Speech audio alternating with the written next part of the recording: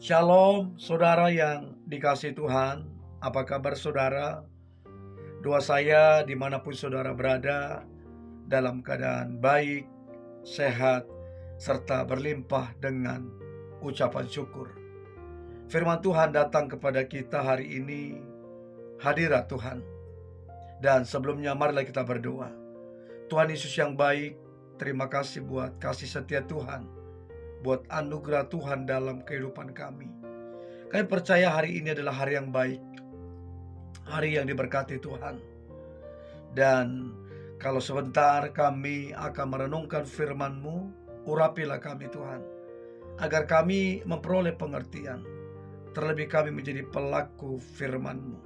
Kami percaya hidup kami pasti ditolong, diubahkan, serta diberkati.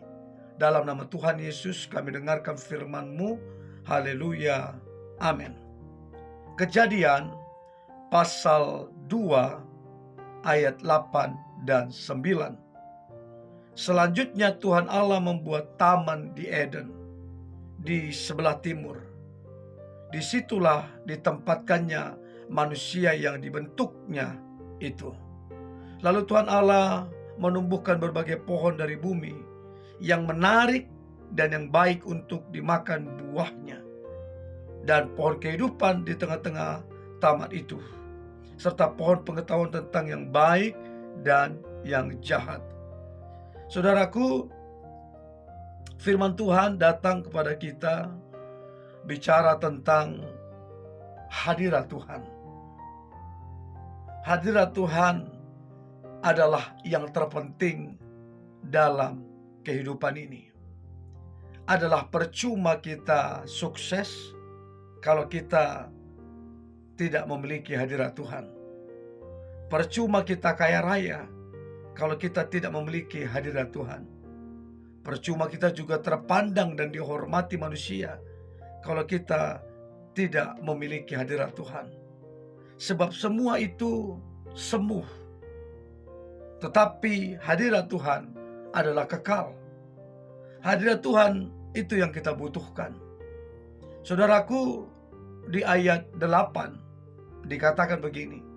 Selanjutnya Tuhan Allah membuat taman di Eden di sebelah timur. Disitulah ditempatkannya manusia yang dibentuknya itu. Jadi saudara, Tuhan menempatkan manusia di Eden, bukan di tempat lain, tapi manusia diletakkan di Eden. Apa artinya Eden? Eden artinya the spot of the presence of God, tempat hadirat Tuhan.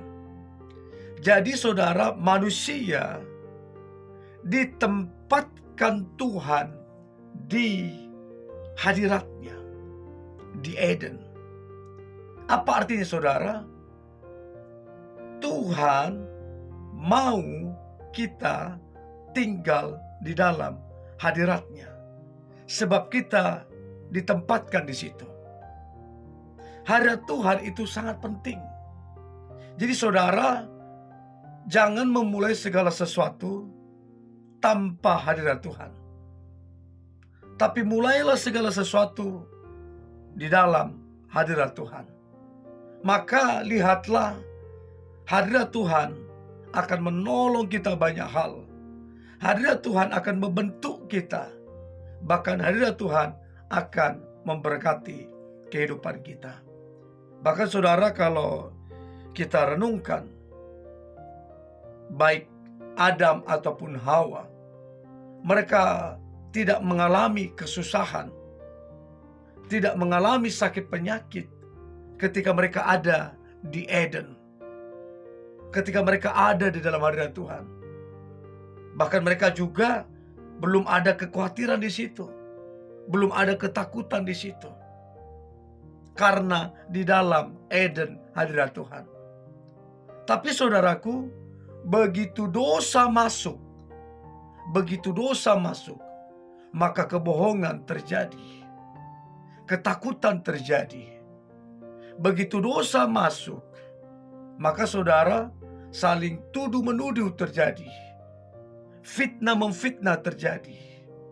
Bahkan waktu Adam dan Hawa ditaruh dalam hadirat Tuhan, belum berlaku tuh saudara, rantai makanan. Semua masih berdampingan berjalan. Hewan ini dengan hewan ini dengan hewan ini, semua masih berdampingan berjalan. Tapi begitu dosa masuk, rantai makanan itu berjalan. Begitu dosa masuk, ketakutan, kebohongan, kecemasan itu mulai terjadi.